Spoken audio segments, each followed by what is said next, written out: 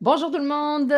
Bilan de mi-année en finance parce qu'on est au mois de juillet. Oui, Donc, ça. si vous avez suivi un petit peu là, le guide saisonnier, puis tout ce qu'il y avait à l'intérieur de ce guide-là, mois par mois, ben, vous savez qu'on fait un peu le suivi ici dans cette capsule financière-là. Et ben, je pense que comme dans tout projet, à la moitié du projet, donc on prend quelques minutes pour faire un bilan. Et c'est ce que Dominique Lépine, notre planificatrice financière, nous propose. Bonjour Dominique. Bonjour, ça va bien? Oui, as-tu déjà fait ton bilan de mi-année, toi? Je l'ai commencé, je l'ai pas terminé encore. Comment Ça on tardera fait? pas. Pourquoi on fait un bilan de mi-année, en fait? Qu'est-ce que ça peut apporter? Ben, en fait, on fait un bilan mi-année, je dirais, pour prendre conscience de la situation où on est, puis peut-être spécialement cette année avec l'inflation qu'on a connue, tout ça, pour s'assurer qu'on n'est pas en train de devenir anxieux financièrement parce qu'il y a Ouais. eu un sondage en avril de Centraide et Léger, commandé par Centraide, qui disait que 86% des Québécois sont confrontés à de l'anxiété financière légère à extrême. Donc, c'est Ah beaucoup ouais, de Québécois, là. c'est C'est plus que beaucoup. 8 sur 10. Il y en a quand même 39% que c'est de l'anxiété légère, mais si on veut pas que ça bascule, si on commence à sentir de l'anxiété légère, c'est probablement qu'il y a quelque chose qu'on a l'impression qu'on contrôle pas ou qui Ouais. va pas. Mhm. Donc, en faisant le bilan de mi-année, ben, on s'assure de ne pas basculer de l'autre côté, là. Puis On fait peut-être des aussi qu'on s'énerve un peu pour rien. On pense que ça. Tu sais, des exactement. fois, quand on connaît pas quelque chose, ça se peut qu'on pense que ça va pas super bien ou juste parce qu'on sait pas. Des fois, juste mettre le nez dedans, faire un petit bilan sommaire, ça ne prendra pas des jours pour faire Mais ce bilan-là. Ça vient nous calmer un petit peu. S'il y a quelque chose, on va s'en rendre compte. Puis s'il n'y a rien, ben, on va pouvoir comme respirer aussi. c'est tellement vrai ce que tu dis parce que j'ai un client qui m'a contacté puis qui me disait, tu sais, mais les nouvelles, souvent, c'est tellement des titres négatifs puis des titres qu'à un moment donné, on s'imprègne, on s'approprie ça comme si ça Ouais, s'appliquait à nous. Puis là, ouais, c'est mon vrai. client, il m'a appelé puis il était très anxieux. Puis là, il m'a dit, écoute, les taux d'intérêt montent, ma maison, on va-tu perdre notre maison? Ah ouais, c'est vrai Moi, que je c'est connais vrai la que les situation médias, financière. Et font ça. là, on va mettre les choses en perspective, là. Dans votre cas, avant de perdre la maison, là, on va peut-être enlever un voyage par année, mais on n'est pas rendu à perdre la maison. Ça ne Non, s'applique pas à vous, là. mais On oui, c'est on pas n'est pas drôle ça. habitué dans l'épicerie, mais lui, il avait tellement lu puis vu des nouvelles négatives qu'à un moment Ouais. donné, ça nous fait se questionner sur notre propre situation. Fait que de regarder les chiffres, nos chiffres Oui. à nous, ben ça nous permet d'avoir l'âge juste, là. Fait que la première étape, on se lance, là, nos chefs de famille veulent faire Ben, une oui. première chose qu'on regarde pour notre bilan. Valeur nette étant ce que je possède moins ce que je dois. Oui, Ça, c'est mon chiffre ultime que je peux comparer avec ma valeur au 31 janvier. Est-ce que je m'enrichis ou je suis en train de m'appauvrir? oui. Et ça, on a une petite combine, les chefs de famille, vous allez voir, pour faire le bilan financier. C'est super simple. Il y a 4 bilans. Fait que vous pouvez faire 4 bilans par année ou 1, 2 par année, comme vous voulez. Mais c'est le fun parce que comme ils sont sur la même feuille, ça vous permet de voir l'évolution. Moi, j'aime ça. Je l'utilise Exactement. vraiment. Puis je le fais effectivement, je le fais 2 fois par année. Fait que, mais ça, c'est le fun parce qu'on voit un peu ce qui se passe. Puis effectivement, c'est comme l'ultime valeur, là. C'est ce qui nous permet de Exactement. savoir si on régresse ou si on améliore notre situation. Exactement. Puis là, comme on fait nos actifs, ce qu'on possède, ben, on peut regarder un peu le type d'actifs qu'on possède. C'est sûr que si je possède une maison de 100 000 versus un auto de 100 000, là, les chiffres ne fonctionnent pas, mais c'est sûr que ma maison va prendre la valeur. J'ai beaucoup plus de chances que Ouais. puis mon véhicule va en perdre. Fait que c'est pas le Mhm. même type d'actif. Si mon Mhm. bilan est composé à 90% d'actifs qui prennent la valeur, ben déjà, je suis probablement en meilleure position Ben, que déjà, je sais que je vais m'enrichir sans que j'ai à faire trop exactement. d'efforts. Sans avoir à faire trop de choses, Mhm. je devrais m'enrichir. Maintenant, je regarde aussi les dettes. Dernièrement, là, on a eu des hausses de taux. Les taux d'intérêt dans les dernières années ont augmenté. Ça veut dire que peut-être qu'avant, j'avais un solde qui traînait sur une marge de crédit, puis que maintenant, les taux étaient très bas. C'était pas tellement grave parce que la charge d'intérêt était minime, mais là, les taux ont augmenté. Peut-être que je pourrais accélérer le remboursement de cette dette-là ou revoir, est-ce que je peux rembourser plus rapidement des dettes qui me sont coûteuses? L'autre façon d'améliorer notre bilan, si on a des ajustements à faire, c'est d'augmenter nos revenus. Oui. Parce que forcément, si j'augmente mes revenus, mais que mes dépenses n'augmentent pas, je vais m'enrichir graduellement. Dernièrement, j'ai vu des clients qui ont rajouté un petit travail à temps partiel qui s'apparentait beaucoup à des loisirs, qui ont été travaillés sur un club de golf à temps partiel.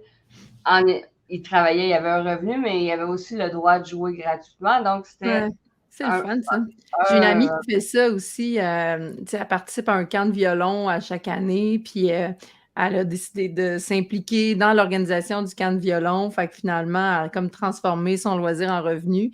Puis elle adore ça, même. À la limite, ça lui fait connaître un autre comme volet de l'événement qu'elle aime tant. Fait que c'est une bonne idée, ça. Donc, c'est une façon là, d'augmenter nos revenus. Une autre façon, c'est d'aller chercher peut-être si on a une spécialité à notre travail, on peut peut-être prendre un contrat à côté à titre de travailleur autonome. Là. Je pense à quelqu'un qui est comptable puis qui prendrait une entreprise à côté là, pour qui ferait la comptabilité, qui ne demanderait pas trop de temps, mais qui viendrait un petit peu bonifier là, les revenus. Puis, bien entendu, aller chercher tous les programmes sociaux auxquels on a droit. Il y a encore beaucoup, beaucoup de monde qui ne demande pas ces programmes-là auxquels ils ont droit. Je pense au régime épargne-études. Il y a les subventions si on cotise, mais il y a le bon d'études si on est à plus faible revenu. Puis quand on parle de faible revenu, on ne parle pas de seuil de pauvreté. Là. On parle de faible revenu et qui est de l'argent, un cadeau du gouvernement. Ensuite, j'en ai découvert un nouveau qui est la remise sur les dettes d'études. En fait, c'est un programme qui dit que si on a eu des prêts et bourses, des bourses surtout, durant des prêts durant nos études, qu'on a terminé notre programme dans le temps prescrit, on peut demander là, 15% de remise sur notre dette étudiante. Donc, c'est quand même des montants substantiels. Puis si on a fait un programme universitaire, ça représente vraiment beaucoup d'argent. Là. Exactement. Puis ça part bien là, quand on commence, puis on fait radier 15% de notre dette. C'est un beau cadeau. Donc, c'est peut-être pas pour vous, mais parlez-en si vous avez dans votre entourage des étudiants qui viennent de terminer le programme d'études. Là, c'est vraiment intéressant. Ça, c'est le genre de petit conseil qui est tellement le fun à donner à quelqu'un là, que tu viens de... C'est comme si tu lui dis quelque chose, puis oups, ils viennent d'économiser comme des milliers de dollars. Exactement. On est content de donner un conseil comme celui-là à quelqu'un. Effectivement. Ça peut être une autre stratégie aussi. Vos adolescents qui sont aux études, même si vous dites tu n'en as pas besoin de tes bourses, pourquoi tu te créerais une dette, mais demande-les, investis l'argent. Oui. Quand tu vas terminer, ils vont enlever 15%, donc tu vas t'être enrichi en faisant ça. C'est vraiment là, des programmes qu'il faut faire connaître. La même chose, j'en ai déjà parlé, les étudiants en 18 et 20 ans peuvent eux-mêmes demander là, les subventions que leurs parents n'auraient pas demandé là, dans le passé. Donc, il y a du rattrapage à faire là. Ça représente 2 000 $ à peu près par étudiant qui serait admissible. Oui. Si on a des enfants qui ont des difficultés... des défis particuliers comme autisme. C'est possible qu'il y ait droit au crédit pour personnes handicapées. Ça va faire des économies d'impôts pour la famille, donc de l'enrichissement. Si on peut ouvrir le CELIAP, on l'ouvre. Fait que c'est tous des programmes qu'on doit... En fait, ça, c'est de la bonification sans travail. Là. Ça veut dire qu'on n'a pas besoin de travailler plus pour arriver au même résultat. Là. Oui. Donc, ils sont là, ces programmes-là. Fait qu'il faut juste comme prendre le temps de faire le tour, voir si on a vraiment bénéficié de tout ce à quoi on avait droit. Exactement.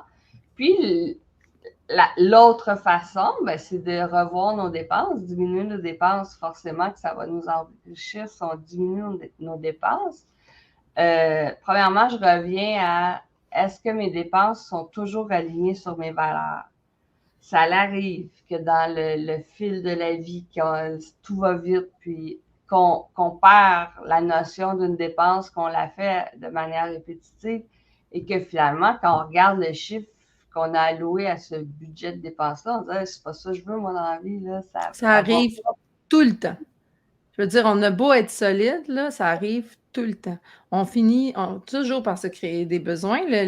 C'est comme ça, tout le marketing, tout est fait pour ça. Puis, comme tout le monde embarque là-dedans, ben, on n'est pas juste victime du marketing, on est victime du voisin qui est victime du marketing aussi. Puis, tu sais, tout le monde, c'est difficile de résister à ça. Faut vraiment puis on s'en rend pas compte, là, c'est fait pour ça. Là, c'est des spécialistes là, qui font en sorte qu'on se crée des besoins. Oui. Donc, deux choses, on se pose la question, est-ce que je dépense pour moi ou parce que je me sens obligée de faire cette dépense-là parce qu'il y a quelque chose qui me fait sentir comme tu feras pas partie de l'ensemble si tu fais pas cette dépense-là. Est-ce que pour moi, elle est vraiment importante? Puis, est-ce que mon enfant, la dépense que je fais mon enfant, je la fais parce que je trouve que c'est important pour mon enfant ou je la fais parce que tous les enfants ont ça, donc mon enfant doit l'avoir? Ça fait partie du questionnement là, qu'on doit se poser. Ouais. Puis si on n'est pas ça, ben on sort le livre, en as-tu vraiment besoin de Pierre-Yves McSween? Je regardais là en haut parce qu'il est dans ma bibliothèque, je me disais, je le prends-tu? Non, mais pour vrai, ce livre-là est quand même, on s'entend, très bien fait, puis nous aide à nous poser ces questions-là. Si vous ne l'avez pas lu encore, là, je pense que c'est un must. Là. Tout à fait. Il y a aussi, à un moment donné, on fait des dépenses pour nous récompenser parce qu'on travaille trop, parce qu'on court trop, on le mérite. On le mérite. Je le mérite. Quand ces dépenses-là prennent de plus en plus d'espace dans mon budget, il y a peut-être le temps que je remette en question des choses. Est-ce que... Pas que vous ne le méritez pas, là. On le mérite tous, c'est pas ça. On le mérite tous, mais quand ça vient me créer une anxiété financière, finalement, j'essaie de me gâter, me réconforter, me récompenser, mais de l'autre côté, je me crée de l'anxiété. Non, donc, là, à ce moment-là, il faudrait peut-être revoir nos méthodes, notre organisation. Est-ce qu'on peut faire plus de planification? Est-ce qu'on peut faire, je pense au repas qu'on va aller chercher du resto parce qu'on est trop à la course puis on n'a plus le temps de faire les soupers, là, mais peut-être que de planifier du batch cooking ou il y a quelque chose à faire de ce côté-là. Est-ce que je devrais payer pour avoir de l'aide? Si jamais là, j'arrive pas, moi, à faire mon manger, puis finalement, ça me coûte une fortune parce que j'arrête toujours de prendre du prêt-à-manger ou du restaurant. Peut-être que je pourrais décider de payer quelqu'un pour préparer. C'est toujours la fameuse relation entre l'argent et le temps, qui temps. sont deux ressources non renouvelables.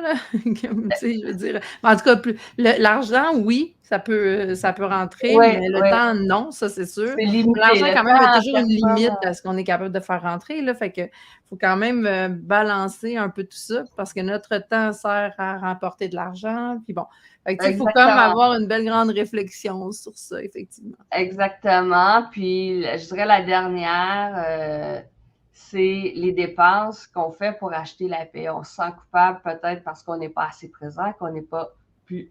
On compense par des cadeaux, des activités, des activités coûteuses. Fait que tout ça, ça revient à dire là, un peu, est-ce que mes valeurs, je respecte mes valeurs dans mes dépenses, là, dans le fond. C'est ça. Est-ce que vraiment, là, mon argent, là, je l'utilise là où je veux l'utiliser, puis c'est aligné avec mes objectifs. Fait que je dirais que dans la deuxième partie d'année, ben, peut-être qu'on veut tout simplement essayer d'atteindre une zénitude financière, d'être en paix avec notre budget. Puis ça sera un bel objectif là, de deuxième partie d'année. Ben oui, puis qu'on pourra poursuivre l'année prochaine aussi, mais la petite mise au point, c'est pas long. Puis peut-être la faire à 2 aussi. Si vous Ouais. êtes en couple, là, je pense que c'est important. Ou du moins, faites l'analyse, puis partagez-la avec votre conjoint, mais je pense que c'est ça, il faut que ça soit Mhm. discuté en couple. Fait que, oui, ben à vos bilans, tout le monde. Moi, je vais faire ça, c'est sûr et certain. Merci, Dominique, encore une fois. C'est bien. Puis on se retrouve le mois prochain. Oui. Merci, bonne journée.